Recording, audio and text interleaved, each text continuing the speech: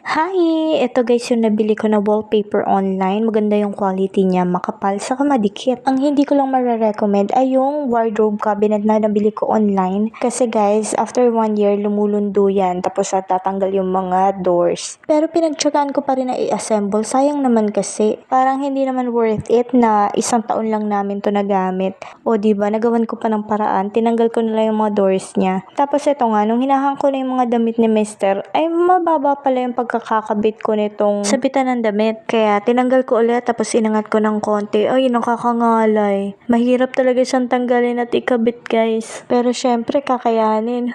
Gusto ko nang tawagin si Mister. Ayun na nga, nakabit ko na. Medyo mataas na siya guys. So, continue ko na yung pag-ayos ng mga damit. So, mga hanger nga yung mga panlakad ni Mister. Mapapantalon man yan, shorts, polo shirts, jacket, basta lahat ng panglakad nakahanger. Tapos ito namang sa akin, sa isang hanger, 5 dress na nga yung nilalagay ko or 5 damit. Kasi hindi magkakasya. Buti na lang talaga kahit maraming damit ang ilagay ko sa isang hanger, hindi nasisira yung hanger. Matibay siya at maganda, space saver kasi manipis lang yan guys. Velvet hanger nga yung gamit ko. Aesthetic, matibay, maganda. More than a year na yung ginagamit kong hanger na yan, pero so far wala pang nasisira. Kahit medyo mabibigat na yung hinahang ko. Yung kasing plastic nag-stretch siya eh. Ito hindi talaga. May uniform dito na pasama sa kapatid ko yan. Ganito na nga ako maghang ng mga dresses kasi kung iisa-isahin ko yan, sobrang dami ng hanger na magagamit ko. Kasi imagine, sa isang hanger nga ay 5 damit na yung nilalagay ko. Minsan nga 6 pa. Isasama-sama ko na lang yung magkakakulay para madali kong makita. Medyo marami nga rin pala talaga yung damit ko. Parang gusto ko nang sakupin yung cabinet ni Mister eh. Dito, nagtataka ako. Naghahanap ako ng ibang red or pink dress, kaya lang wala akong makita. So, dyan na lang muna sa may jacket ko nilagay. Tapos, yung mga mini skirts andun sa taas. Then, next is mga shorts. Mahilig pala talaga ako sa dress, guys. Kasi halos lahat na nakahanger talaga is dress. And jacket, coat, and wala akong mga pants. Nung college ako, nagpa-pants ako. Pero lahat ng pants ko, binigay ko na sa kapatid ko. Kasi feeling ko hindi talaga bagay sa akin pag nagpa-pants ako. Lalo akong maliit tingnan. Mas prefer ko is dress and skirts. Feeling ko mas cute ako dun. So yun palang nakatambak dun sa may baba ng nakahanger na damit ni Mister. Akin pa pala yun guys. Ando pala yung isa kong favorite na coat. Tapos, ayan, may shorts, may skirts, and may scarf. Meron pa akong hangeran ng scarf. Hindi ko makita. At isang set pa ng scarf yung wala dito. Feeling ko meron pa ako sa labahin at siguro nasa bag. Meron kasi akong hangeran ng scarf. Parang 6 yung pwedeng ilagay. Kaya kung wala yun, ibig sabihin 6 na scarf yung wala ko. Sa mga damit ko, possible talaga na meron akong mga hindi inuulit sa loob ng 1 o 2 buwan. Pero minsan, almost a year ko rin ulitin bago ko ulit suotin. Kasi ayoko bang maluma. Ewan ko ba kung ganun din kayo. Kasi sa akin, depende sa mood ko kung ano yung susuotin ko. Anyway, pinakita ko pa talaga to. Ang ganda kasi ng ginawa kong organizer box, guys. Para siyang mga nagsilbing drawer. Tapos yan, bigay sa akin ng hipag ko for my baby daw. Pero guys, I'm not preggy yet. Praying, guys.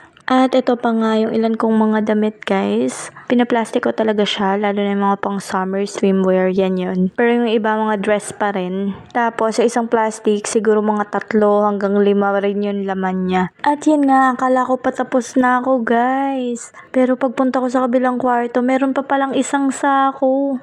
Damit ko pa pala to guys. Pero nga, may napansin talaga ako na kulang yung damit ko. Ayan, yung isang skirt na black, meron akong brown yan. Napansin ko nga na wala yung black, so ito pala. Naubusan na talaga ako ng hanger guys. Bala ko nga umorder ulit, velvet hanger pa rin syempre.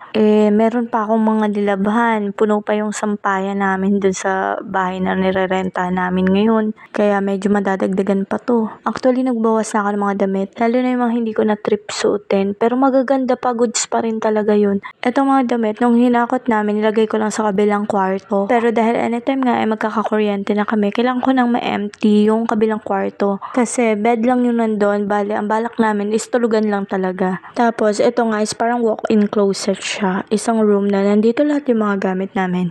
Yun kasi yung gusto ni Mister. Agree naman ako doon kasi parang nga naman mas maayos tingnan. Grabe, isang araw din ako nag-ayos ng mga damit Pero dahil kulang pa nga yung organizer box na ginawa ko, kinabukasan ng umaga ay gumawa ulit ako, tinapos ko na lahat. Kasi nga umakyat dito si Mr. kanina at napansin niya nga na wala daw siyang organizer box. Gusto daw niya may ganun din daw siya. Ay kahit di naman sabihin ay gagawa. Naubusan lang kasi ako ng alambre kaya nagpabili pa ako sa kanya kaninang umaga. Tapos yung binili niyang alambre, naku, ang kapal, ang hirap-hirap naman iikot. Masakit sa kamay kahit gamit ko na yung plies. Pumunta nga ako sa bahay ng kapatid ko kanina, tapos tiningnan ko kung meron siyang alambre, yung medyo manipis.